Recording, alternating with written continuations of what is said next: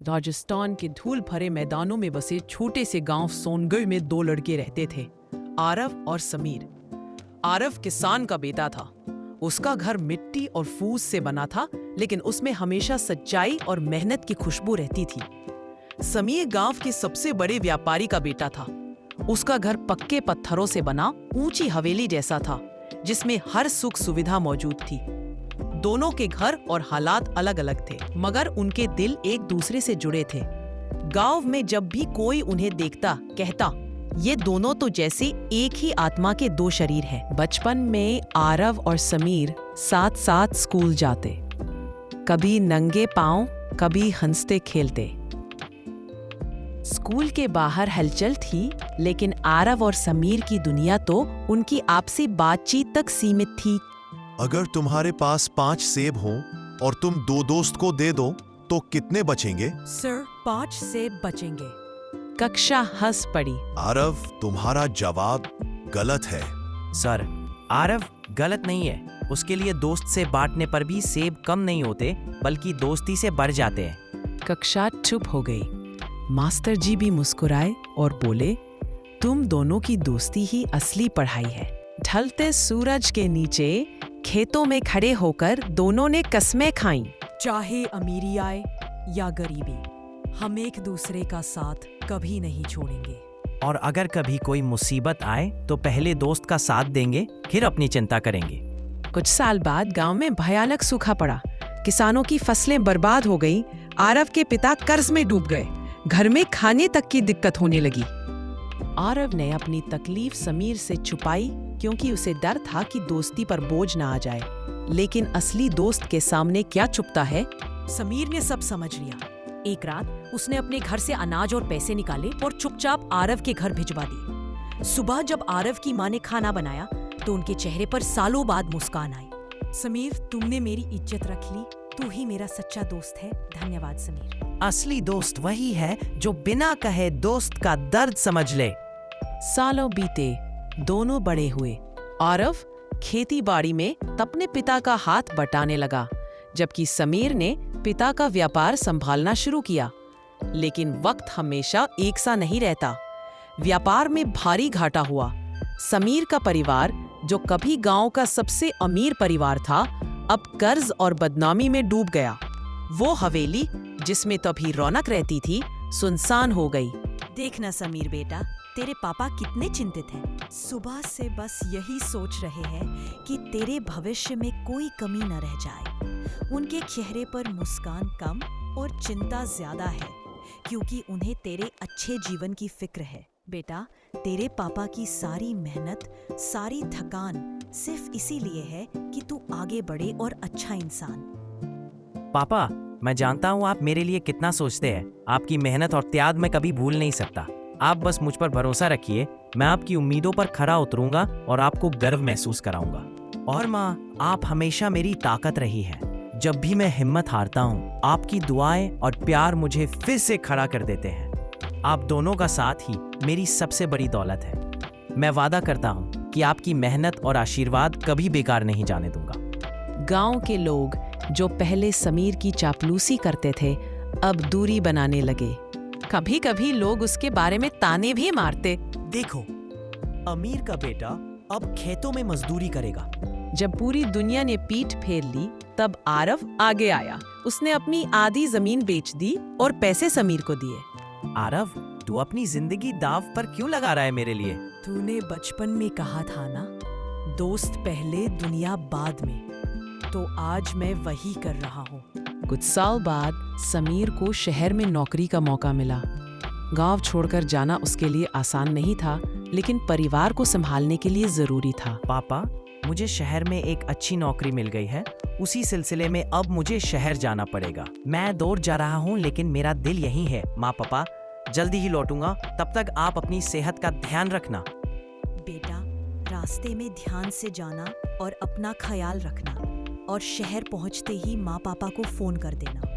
बेटा, शहर में अच्छे से रहना और हमेशा सच्चाई और ईमानदारी से अपना काम करना। जी पापा, अभी मैं अपना सामान पैक कर लेता हूँ। कल सुबह मुझे जल्दी निकलना है। समीर जाने से पहले आरव से मिलता है खामोशी से बस अपनी दोस्ती और यादों को महसूस करता है। और समीर, वहां जाके मुझे भूल तो नहीं जाओगे ना? काम में मन लगाओगे, पर अपनी पुरानी मस्ती और यारी को भी याद रखना। और कभी फ्री मिले तो मैसेज या कॉल करके याद दिला देना। आरव, तुझे मैं कैसे भूल सकता हूँ? तू ही तो मेरा सबसे सच्चा और करीबी दोस्त है।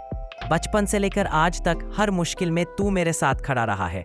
तेरी दोस्ती मेरे लिए किसी दौलत से कम नहीं है। चाहे मैं कितनी भी दूर क्यों ना चला जाऊं, तेरी यादें और तेरी बातें हमेशा मेरे दिल में रहेंगी।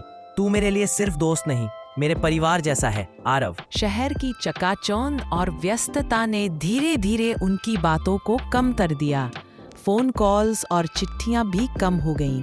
एक दिन गांव में अफवाह फैली कि समीर ने शहर में नए दोस्तों के चलते आरव को बुला दिया है। आरव का दिल टूटा, लेकिन उसने कभी बुरा नहीं सोचा। वह अक्सर खेतों के पास बैठकर वही पुराना वादा याद करता, दोस्ती वक्त से नहीं बदलती। आरव अपने दिल में वही पल संजोए हुए था जो उसने समीर के साथ बिताए थे।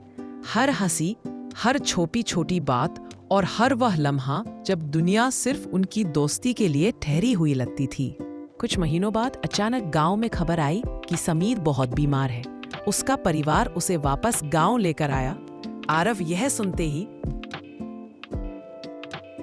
आरव बार बार समीर को कॉल करता रहा, पर हर बार कॉल जाने के बाद भी कनेक्शन नहीं बन पा रहा था। आरव, फोन किसे लगा रखा है? इतना उदास क्यों लग रहा है? सब ठीक तो है ना? पापा, मैं समीर को बार बार फोन कर रहा हूँ, पर उसका फोन ही नहीं लग रहा। दिल में अजीब सा घबराहट हो रही है। आरव बेटा, तू समीर को क्यों बार बार फोन कर रहा है? वो तो गांव लौट आया है। सुना है उसकी तबीयत ठीक नहीं। समीर की तबीयत ठीक नहीं है और मुझे पता तक नहीं चलने दिया। बेटा, ये सब छोड़ दे। काम धंधे, चिंता फिक्र सब बाद में भी हो जाएगी। सबसे जरूरी है अभी उस इंसान से मिलना जो तेरे दिल के सबसे करीब है। जिंदगी में कुछ पल ऐसे होते हैं जो लौटकर नहीं आते, और वही पल आगे चलकर याद बनते हैं। इसीलिए बेटा, सब कुछ बाद में देखना, पहले उठ और अभी उसी से मिलने जा। आरव बेचैनी से दौड़ता हुआ समीर से मिलने घर से निकल पड़ा, लेकिन जैसे ही वह समीर के घर पहुंचा और वहां पसरी उदासी देखी, उसके चेहरे की मुस्कान गायब हो गई। यह जानकर कि समीर बीमार है और उसी हालत में गांव लौट आया है, आरव का दिल भारी हो गया। आरव ने समीर के माँ बाप से चिंता भरे अंदाज में पूछा, अंकल, आंटी, समीर अब कैसा है? उसकी तबीयत थोड़ी बेहतर है ना? हाँ बेटा, अब समीर की तबीयत पहले से काफी बेहतर है। तुम आज यहाँ आ गए हो ना, तुम्हें देखकर उसका मन और खेल उठेगा और वो और जल्दी ठीक हो जाएगा। हाँ बेटा, अब लगता है मेरा लाल अब जल्दी ही ठीक हो जाएगा। तुम्हें देखकर समीर के चेहरे पे मुस्कान आ जाएगी। अंकल आंटी, आप समीर की बिल्कुल चिंता मत कीजिए। अब वो मेरे पास है। मैं उसका हर पल ख्याल रखूंगा। जैसे आपने हमेशा उसे अपना प्यार और सहारा दिया है, वैसे ही मैं भी उसके साथ हमेशा खड़ा रखूंगा। आपको विश्वास दिलाता हूँ कि उसे कभी अकेला महसूस नहीं हो। अब आप लोग आराम कीजिए। समीर के पास मैं ही बैठा हूँ, उसका पूरा ख्याल रखूंगा। आरव चुपचाप समीर के पास बैठ गया और उसके जागने का इंतजार करने लगा। उसकी आंखों में सिर्फ अपने दोस्त के लिए चिंता और प्यार था। समीर, तू ठीक है ना? तुझे पता है मैं कितना परेशान हो गया था। बस अब तू जल्दी से ठीक हो जा।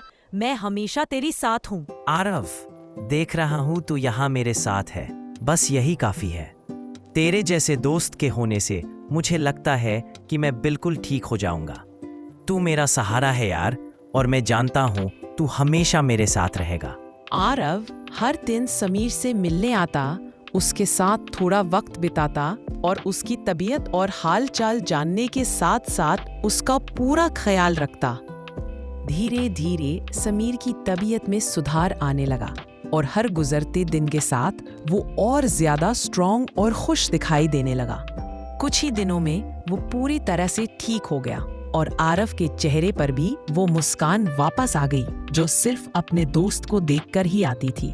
अब आरव और समीर फिर से वैसे ही वक्त साथ बिताने लगे जैसे पहले बिताते थे, हंसते, बातें करते और एक दूसरे के साथ हर पल का मजा लेते। उनकी दोस्ती फिर से अपनी पुरानी रोशनी और गहराई के साथ चमक उठी थी। फिर उन्होंने मिलकर गांव में एक स्कूल खोला ताकि हर बच्चा, चाहे गरीब हो या अमीर, पढ़ सके। गांव वाले कहते हैं, इन दोनों दोस्तों ने हमें दिखा दिया कि असली दौलत पैसा नहीं बल्कि दोस्ती और भरोसा है। अगर आपको ये कहानी अच्छी लगी हो तो इसे लाइक, कमेंट, शेयर करना ना भूलें और हमारे चैनल को सब्सक्राइब जरूर करें। और आप हमें बताइए कि आपको किस तरह की कहानी पसंद है। कमेंट में अपनी राय जरूर साझा करें।